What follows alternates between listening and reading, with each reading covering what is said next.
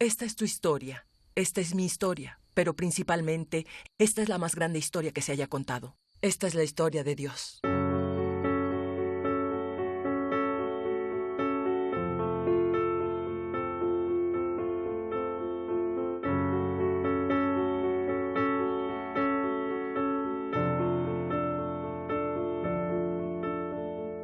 De nuevo, comenzó Jesús a enseñar a la orilla del lago. La multitud que se reunió era tan grande que él subió y se sentó en una barca que estaba en el lago, mientras toda la gente se quedaba en la playa.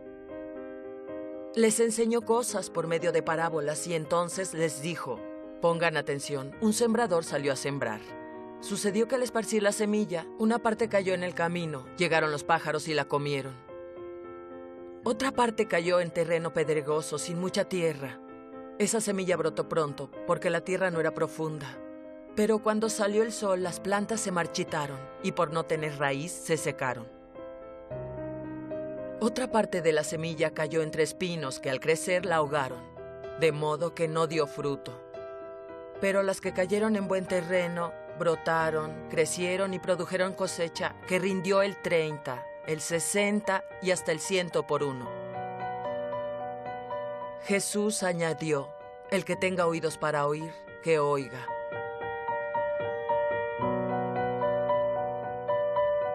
Sesión 24. Ningún hombre común.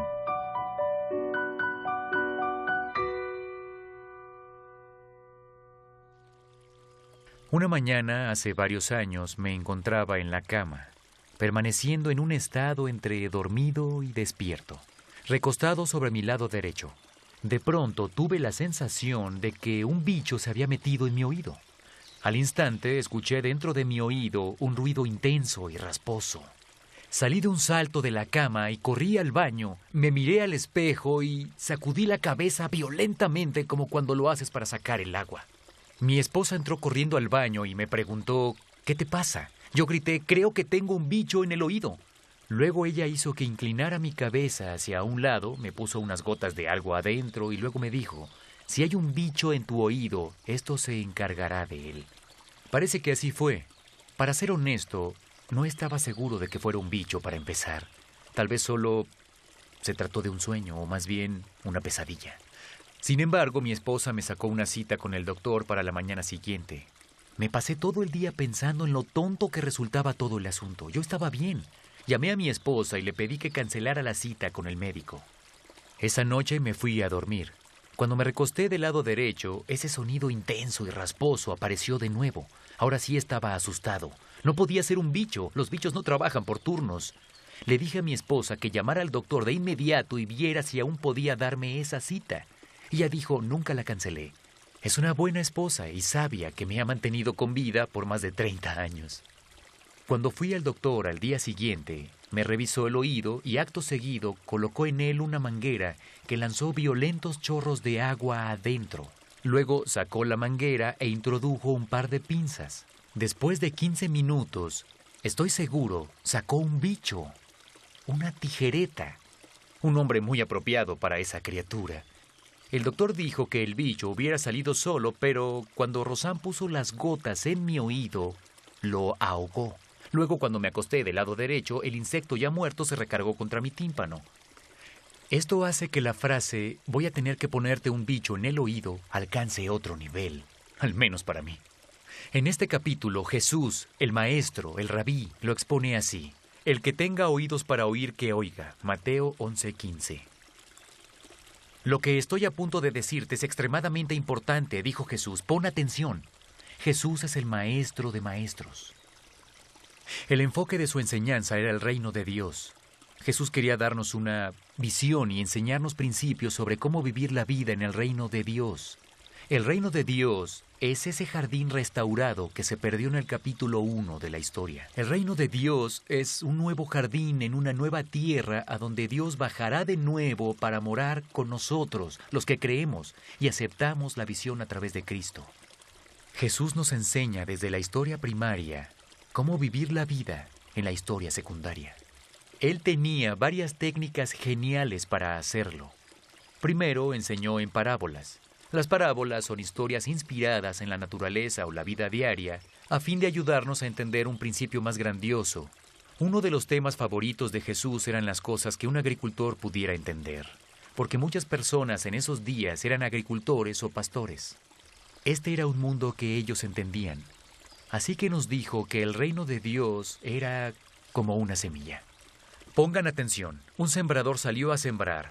Sucedió que al esparcir él la semilla, una parte cayó junto al camino, y llegaron los pájaros y se la comieron. Otra parte cayó en terreno pedregoso, sin mucha tierra. Esa semilla brotó pronto porque la tierra no era profunda, pero cuando salió el sol, las plantas se marchitaron y por no tener raíz, se secaron. Otra parte de la semilla cayó entre espinos que al crecer la ahogaron, de modo que no dio fruto. Pero las otras semillas cayeron en buen terreno, brotaron, crecieron y produjeron una cosecha que rindió el 30, el 60 y hasta el 100 por uno. El que tenga oídos para oír, que oiga, añadió Jesús. Marcos 4, 3, 9. Luego Jesús se dedicó a explicar lo que esto significa. Algunas personas son como la semilla junto al camino donde la palabra de Dios se siembra. En cuanto la escuchan, Satanás hace que la olviden. Algunas personas son como la semilla en terreno pedregoso, escuchan la palabra y la reciben con alegría, pero como no tiene raíces, solo dura un corto periodo de tiempo. En cuanto los problemas o las persecuciones llegan a su vida, se olvidan de ella y de Dios. Algunas personas son como las semillas sembradas entre espinos. Escuchan la palabra, pero las preocupaciones de la vida, el engaño de las riquezas o el deseo de otras cosas ahogan la palabra y la dejan sin fruto. Sin embargo, están las semillas que se siembran en tierra fértil. Estas personas escuchan la palabra, la aceptan y producen una cosecha, algunas 30, otras 60 y otras 100 veces mayor de lo que se sembró. Yo no soy agricultor, pero entiendo todo lo que Jesús está diciendo y resulta muy acertado según mi experiencia con la palabra de Dios. Si quiero alinear mi vida con la historia primaria y llevar una vida productiva y con fruto, tengo que asegurarme de que la misma esté plantada en el suelo bueno, rico y fértil de la comunidad de Dios. Pero Jesús también tenía un estilo más directo. Lo vemos en su famoso Sermón de la Montaña. Una gran multitud se reunió en la colina a lo largo del mar de Galilea. Él les enseñó y les dio una visión de cómo funciona la vida en la comunidad de Dios. Una de mis partes favoritas es cuando les enseñó a orar al Padre. Él dijo que debíamos iniciar de esta manera todas nuestras oraciones.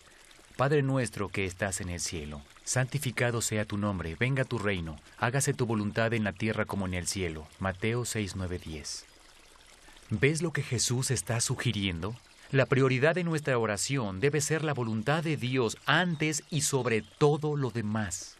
Debemos anhelar y desear que la historia primaria de Dios se desarrolle. El gran mural de la historia de Dios aún sigue siendo pintado en el techo del universo y anhelamos que lo termine. Luego agrega estas palabras para que se las susurremos a Dios. Danos hoy nuestro pan cotidiano. Perdónanos nuestras deudas, como también nosotros hemos perdonado a nuestros deudores, y no nos dejes caer en tentación, sino líbranos del maligno. Mateo 6, 11, 13. Estas son las cosas de la historia secundaria. Tenemos hambre, necesitamos el pan diario, guardamos rencores y experimentamos tropezones hacia la tentación. Así que le clamamos a Dios que nos encuentre en la historia secundaria, y Él lo hace. No siempre como nosotros queremos, pero siempre de acuerdo a nuestro mejor interés. Él está involucrado y se preocupa por nuestras vidas diarias. Nos da poder para vivir en la historia secundaria desde la perspectiva de la historia primaria. Así es como debemos vivir, así es como debemos orar. El que tenga oídos para oír, que oiga. Jesús también enseñó a través de la experiencia. Muchas compañías hoy en día hacen retiros que incluyen ejercicios para formar equipos y son muy efectivos. Mi favorito es aquel donde una persona se lanza hacia atrás desde una mesa confiando en que los otros miembros del equipo la atraparán. Jesús hizo algo similar, pero a una escala más grande. Un día, sus discípulos se le adelantaron en un bote en el mar de Galilea para cruzar hacia el otro lado. Justo antes del amanecer, cuando aún estaba oscuro pero se veía, precisamente cuando la luz comenzaba a puntear sobre el horizonte, Jesús decide alcanzarlos. No necesita un bote, solo camina sobre el agua.